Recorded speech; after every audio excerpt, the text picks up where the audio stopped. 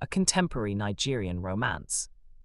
The Hermes briefcase slipped from Chike Okoro's blood-stained hands, spilling documents worth 40 million naira across the muddy Lagos street as gunshots echoed through the Mushin market. Around him, vendors scattered like startled birds, their colorful fabrics and wares trampled in the chaos. But all Chike could see was the terrified face of the woman pressed against the tailor shop wall, Adunni, beautiful Adunni, who knew him only as Samuel, a simple fabric seller trying to make ends meet. "Stay down," he shouted in Yoruba, his carefully practiced street accent cracking under pressure as another bullet shattered the window above her head. Glass rained down on her hijab like deadly diamonds, and in that moment, watching the woman he loved duck for cover, Chike realized his billion-naira empire meant nothing if he couldn't protect the one person who'd made him feel human again. But how could he protect her without revealing the truth? How could he explain that the men shooting at them weren't random thugs, but assassins sent by business rivals who'd finally tracked down the missing heir to Okoro Petroleum Industries? How could he tell her that for 3 months, he'd been living a lie so complete that even he'd begun to forget who he really was? As sirens wailed in the distance and Adunni's eyes met his across the chaos-strewn market floor, Chike faced a choice that would define everything: save his secret identity and lose the only woman who'd ever loved him for himself, or reveal the truth and watch that love turn to ash when she learned that their entire relationship was built on deception. The briefcase lay open between them, corporate documents bearing the Okoro Industries letterhead scattered like accusatory confessions in the mud, and Chike knew that no matter what he chose, nothing would ever be the same again. The deep dive. 6 months earlier. The 32nd floor of the Okoro Petroleum building offered a panoramic view of Lagos that most people would kill for, but Chike Okoro felt like he was looking at the city through prison bars. Below him, Victoria Island stretched toward the Atlantic Ocean, its gleaming towers and luxury hotels a testament to Nigeria's oil wealth that his family had helped create over 3 generations.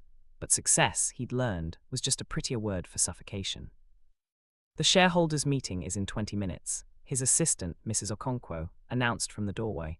At 45, she'd been managing his schedule since he'd graduated from Harvard Business School 5 years ago, and she possessed the supernatural ability to make even good news sound like a death sentence. "Cancel it," Chike said without turning from the window. "Sir, you can't cancel the quarterly review. The board members flew in from Abuja specifically."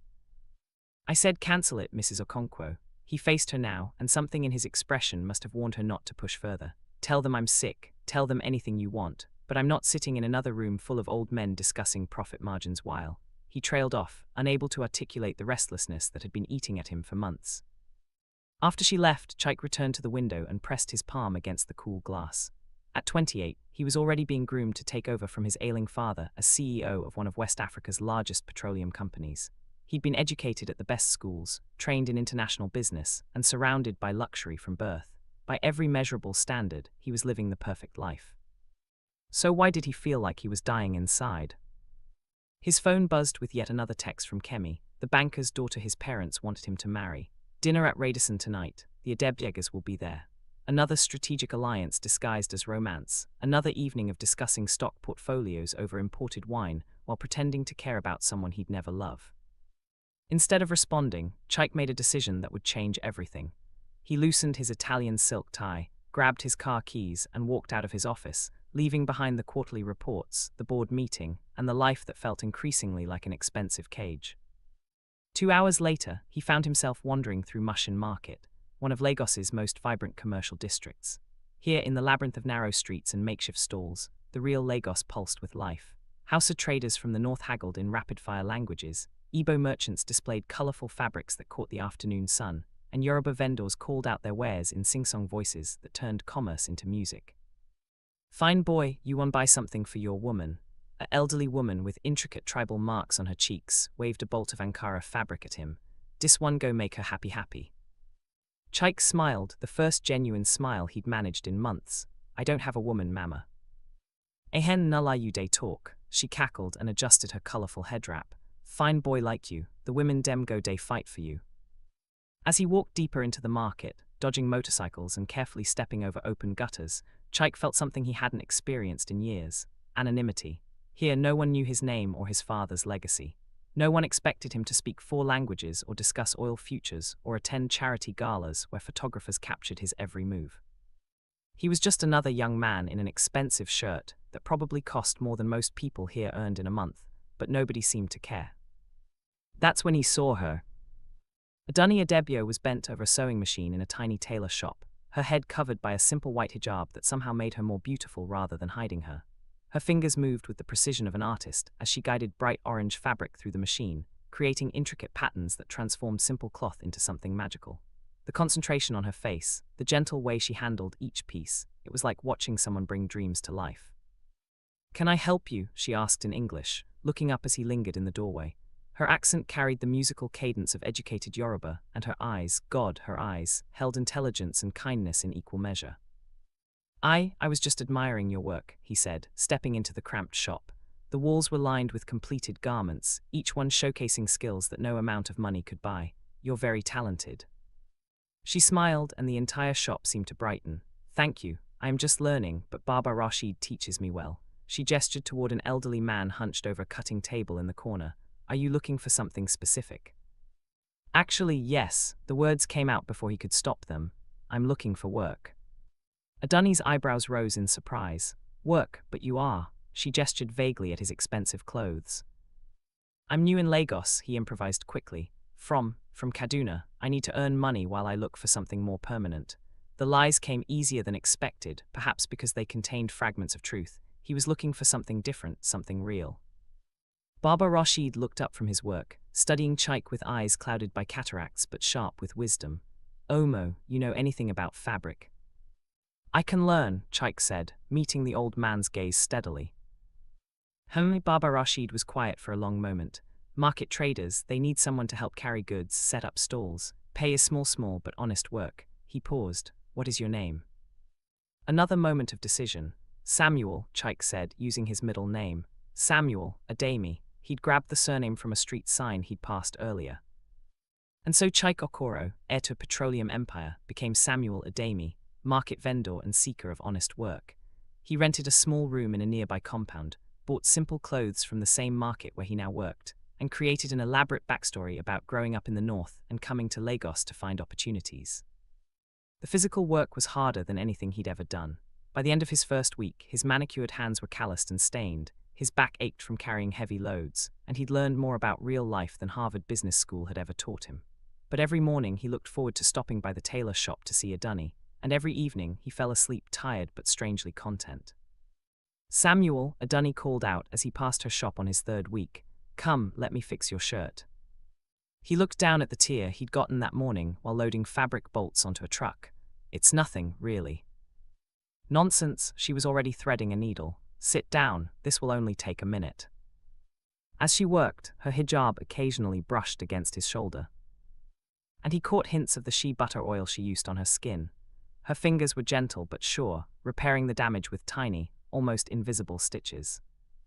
"You have good hands for this work," she said softly. "Strong but careful. Maybe you should consider tailoring instead of just carrying things for other people." "I'm happy where I am," he replied, meaning it completely. When was the last time he'd been able to say that about his life? "But a person should always grow, always learn something new. That is what my father used to say before he died." Her voice carried the weight of old grief, carefully managed. "He taught me that work without passion is just survival, but work with passion becomes art." "Your father was a wise man." "Yes, he was. He wanted me to be a teacher, but," she shrugged, "life happened differently. Still, I try to honor what he taught me about finding beauty in whatever we do." As the weeks passed, their friendship deepened. Samuel, as he'd come to think of himself, learned that Adunni lived with her younger brother in a 2-room apartment, sending money to their aging grandmother in Ibadan while saving every naira she could to eventually open her own tailoring business. She was 24, had attended secondary school before family circumstances forced her to leave, and possessed intelligence that formal education hadn't diminished. In return, he shared carefully edited stories about his life in Kaduna, his family's small farm, and his dreams of someday starting a business. The lies felt necessary to protect both of them, but they also felt increasingly heavy as his feelings for her grew stronger. "Tell me about your family," Adunni said one evening as they shared a plate of akara and bread outside her shop. The market was winding down for the day, vendors covering their goods with colorful tarps while the call to Maghrib prayer echoed from nearby mosques. "There's not much to tell," Samuel said, grateful for the gathering darkness that hid his expression. "My parents died when I was young. I was raised by my uncle, but we don't speak much anymore." It was perhaps the most honest thing he'd told her. His parents were alive, but increasingly distant. His uncle existed, though he lived in London and hadn't spoken to the family in years. In crafting his fictional background, Samuel had somehow stumbled closer to emotional truth than he'd ever managed as Chike Okoro. "I'm sorry," Adunni said softly, placing her hand briefly over his. The touch sent electricity through his entire body. "Family disputes are always painful, but maybe someday, when you have established yourself, you can reach out again." "Maybe," he said, though he knew the gulf between his two lives was growing too wide to bridge. The journey. 2 months into his double life, Chike faced his first real crisis. A photograph of him appeared in *This Day* newspaper's business section, accompanying an article about young Nigerian entrepreneurs. The headline read, "Okoro spearheads new environmental initiative," and though the photo was taken at a corporate event where he'd been wearing a suit and tie, his face was clearly visible. He discovered the article when Mama Folake, the woman who sold newspapers near his lodging, thrust it toward him with excitement. "Samuel, look, this man resemble you finish," she exclaimed in pidgin English. "Na your brother." His heart nearly stopped as he saw his own face staring back at him from the newsprint. "No, Mama," he said carefully, "just one of those resemblances that happen sometimes." But the close call reminded him how dangerous his game had become. If anyone in the market made the connection, his carefully constructed identity would crumble instantly. More troubling was the realization that he didn't want it to crumble, not because of the potential scandal, but because he couldn't bear the thought of losing Adunni. That evening, he almost confessed everything. They were sitting outside her shop, watching the evening traffic struggle through the narrow streets while she worked on embroidering a child's dress by lamplight. "Adunni," he began, then stopped. How could he explain that everything she knew about him was a lie? How could he tell her that the man she'd grown fond of was actually someone who could buy and sell her entire world without thinking twice? Yes, she looked up from her needlework, and in the warm glow of the lamp, she was so beautiful that his chest actually ached. He struggled for words that wouldn't destroy everything. "I want you to know that these past months, getting to know you, have been the best of my life." She smiled, that radiant expression that made the chaos of Lagos fade into background noise. "Mine too, Samuel. You have brought me something I did not expect to find." "What's that?" "Hope," she said simply. "Hope that there are still good men in this world. Men who work hard and speak truthfully and treat others with respect." The irony was devastating. Here was a woman praising him for truthfulness while he lived an elaborate lie, praising him for being good while he deceived her daily, praising him for respecting others while he manipulated her emotions for his own selfish need to feel normal. "What if," he began, then stopped again. "What if what? What if someone you cared about wasn't exactly who you thought they were?" Adunni considered this seriously, as she did everything. I suppose it would depend on why they were hiding their true self. Were they trying to hurt people, or were they protecting themselves from being hurt? Does the reason matter? Of course it matters. A man who lies to steal from others is different from a man who lies because he's afraid of being rejected for who he really is.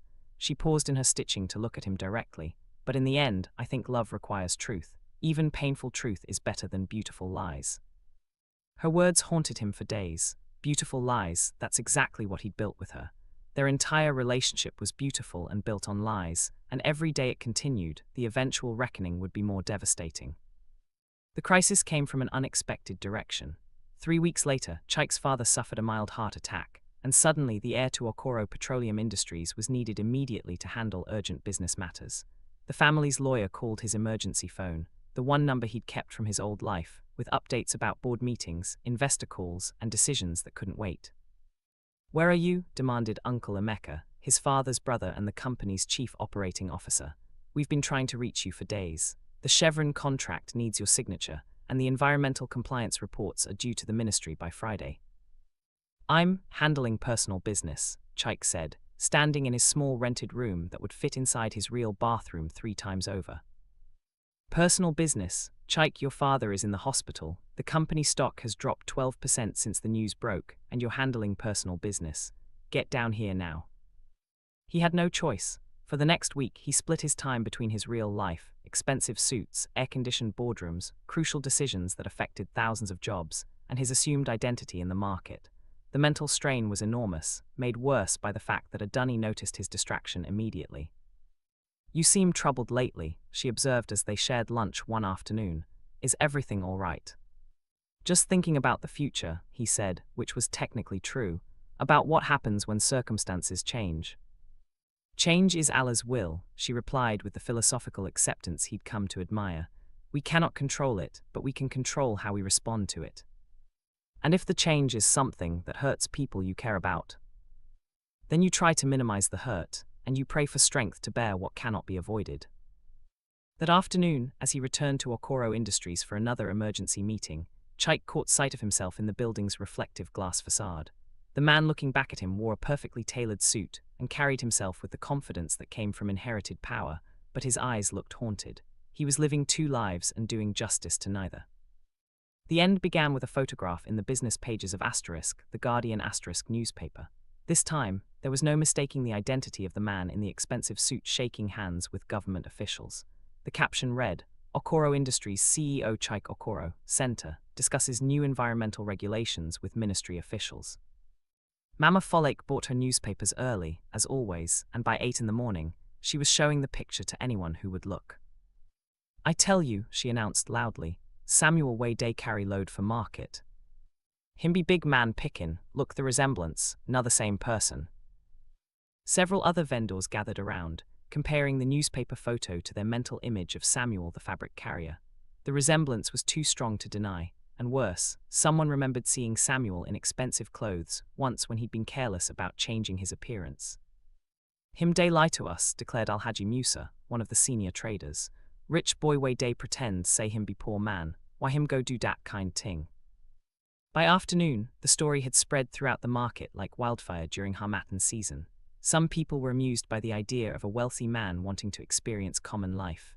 Others were offended by what they saw as mockery of their struggles. But everyone was talking about it, and everyone was waiting to see what Samuel would do when confronted. Chike knew the game was up when he arrived at the market that evening and found unusual quiet around Adunni's shop. She was working alone, her movements mechanical rather than graceful, and she didn't look up when he entered. Adunni, he said softly. So, she said without lifting her eyes from her sewing, the rich man finally decides to visit the poor girl. The words hit him like physical blows. Please, let me explain. Explain what? Now she did look up, and her eyes were bright with unshed tears. Explain why you have been lying to me for 3 months. Explain why you made me feel sorry for your struggles when you have more money than everyone in this market combined. Explain why you let me worry about whether you had enough to eat while you own buildings taller than this entire neighborhood. I never meant. What, you never meant for me to find out? She stood up, and though she was nearly a foot shorter than him, her dignity made her seem taller. Or you never meant to hurt me, because I am telling you now, Samuel or Chike, or whatever your real name is, you have succeeded in both. My feelings for you are real, he said desperately. Everything I told you about caring for you, about these being the best months of my life, all of that is true. But built on lies. Her voice was steady now, controlled. You want me to believe that a man who lies about his name, his family, his entire life, is telling the truth about his feelings. Yes, because those feelings are the only honest thing in my life right now. Then why, the question came out as a whisper, why did you do this to me, to us? He tried to find words that would make her understand. Because I was suffocating in that world. Because every relationship I'd ever had was based on what I could give people, not who I was. Because when I met you, when you looked at me and saw someone worth knowing without knowing anything about my bank account or my family name, it was the first time I'd felt seen as a human being instead of just a source of money or status. So you decided to experiment with my feelings, to see what it was like to be normal. No, the denial came out more forcefully than he'd intended. I decided to fall in love with you, and I did completely and honestly, even while everything else was dishonest. Adunni was quiet for a long time, her hands folded in her lap, her face turned away from him. When she finally spoke, her voice was barely audible. 3 months ago, a man named Samuel came to this shop looking for work. He seemed kind and honest and humble. I grew to care for him very much. She paused. But Samuel doesn't exist, does he? He was just a character you created to entertain yourself. That's not true. Then tell me this, when you go back to your real life, to your big house and your important meetings, and the woman your parents want you to marry, what happens to Samuel? What happens to the man I fell in love with? The question hung in the air like incense smoke, heavy and inescapable. Because she was right, Samuel had been a creation, a role he'd played so completely that he'd begun to believe in it himself. But roles ended, and actors returned to their real lives, and there was no place for a market vendor in the world of Okoro Petroleum Industries. The climax and resolution. The confrontation that would change everything began not with violence, but with a knock on Adunni's door at 6 in the morning. She opened it to find two men in expensive suits who looked completely out of place in her neighborhood. Miss Adebio, the taller one, spoke with the crisp English of someone educated abroad. "My name is Vincent Okafor, and this is my associate, Mr. Johnson. We're from Okoro Petroleum Industries. We'd like to speak with you about your relationship with Mr. Chike Okoro." Adunni's heart sank. Even after everything, some part of her had hoped the newspaper story was wrong, that Samuel wasn't really the wealthy heir everyone claimed he was. "What do you want?" she asked, not inviting them in. "We understand you've been involved with Mr. Okoro during his recent absence from his responsibilities. We're here to offer you compensation for any inconvenience this association may have caused you." The words were so coldly clinical that it took her a moment to understand what they were suggesting. "You think he paid me to be with him?"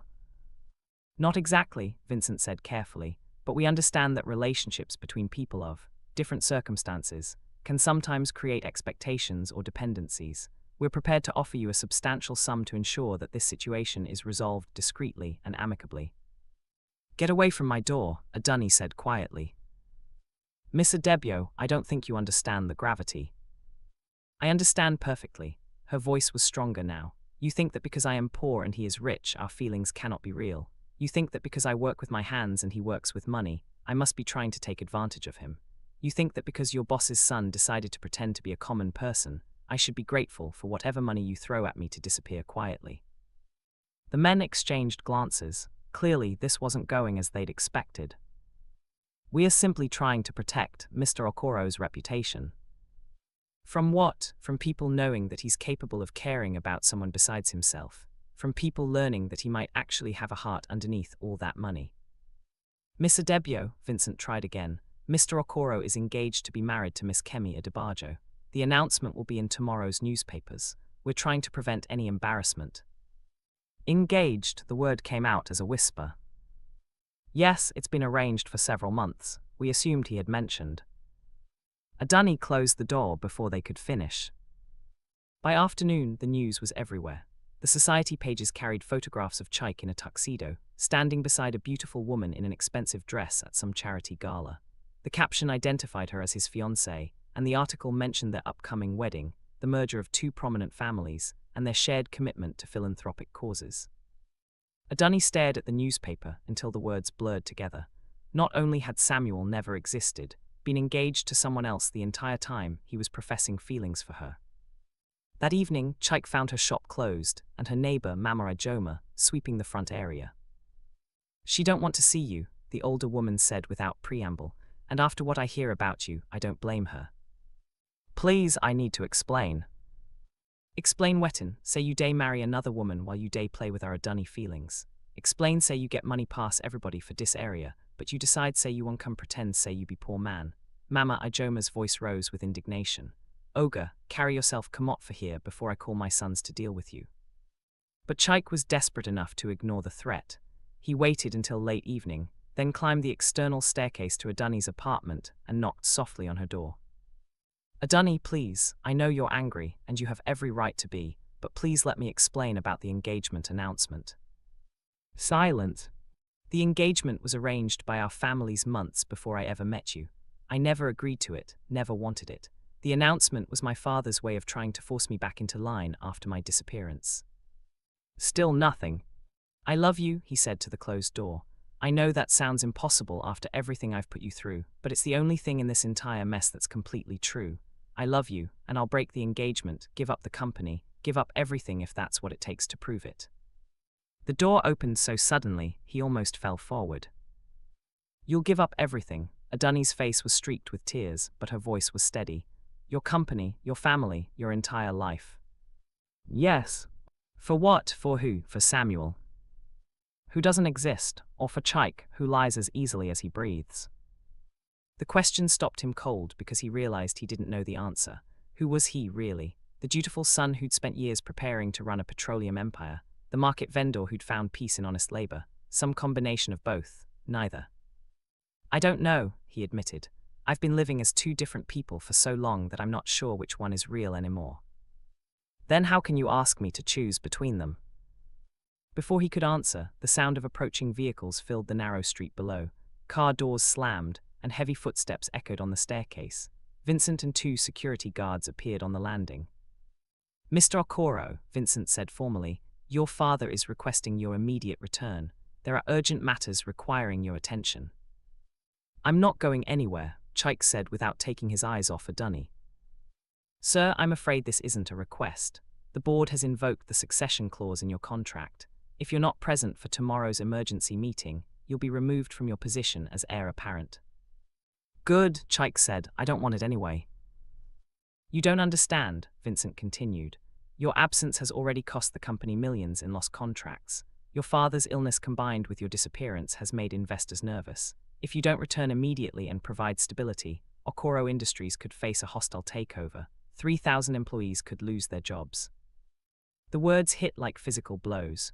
Chike had been so focused on his personal crisis that he'd ignored the larger consequences of his actions. While he'd been playing market vendor, real people's livelihoods had been hanging in the balance. 3,000 families, Adunni said quietly. 3,000 people who depend on your company for their survival. "Adunni."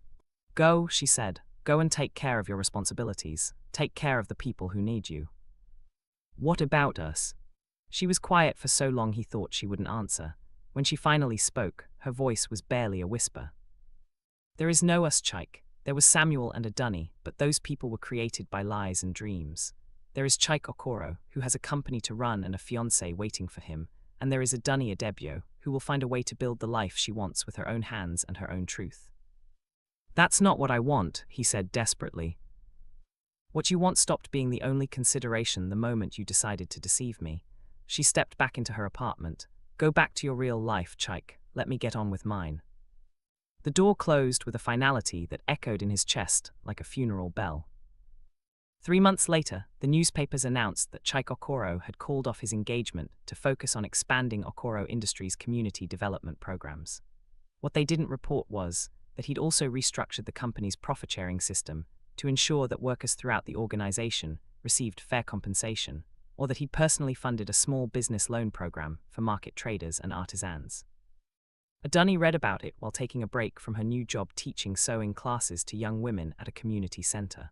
The program was funded by an anonymous donor, and though she had her suspicions about the source, she decided not to investigate. She'd also received an envelope containing enough money to open her own tailoring shop, with a note that simply read, "For the dreams that should never depend on lies." She'd kept the money. Not because she'd forgiven him. Forgiveness would take much longer and would have to be earned through actions, not gestures, but because the money represented something she'd helped him understand, that privilege carried the responsibility to lift others, and that true wealth came from creating opportunities rather than hoarding resources. The last time she saw him, he was visiting the community center where she taught, wearing simple clothes and speaking with a group of young entrepreneurs about business development. He looked different, older perhaps, but also more solid, as if he'd finally figured out which version of himself was real. Their eyes met across the crowded room, and for a moment she saw not the oil baron or the market vendor, but simply a man who'd learned that love required truth, and truth required courage, and courage meant accepting that some mistakes were too large to undo, but not too large to learn from. He didn't approach her, and she was grateful for that. Some chapters ended with dramatic reconciliations, but others ended with quiet understanding, and the hope that the lessons learned would create better stories in the future. As Adunni watched her students practice the stitches that would help them build independent lives, she reflected on what her father had taught her about finding beauty in whatever work you do. Sometimes, she thought, the most beautiful thing you could create was your own integrity, sewn together thread by thread with the careful stitches of truth. And sometimes, the greatest love you could show someone was teaching them the difference between what they wanted and what they needed to become.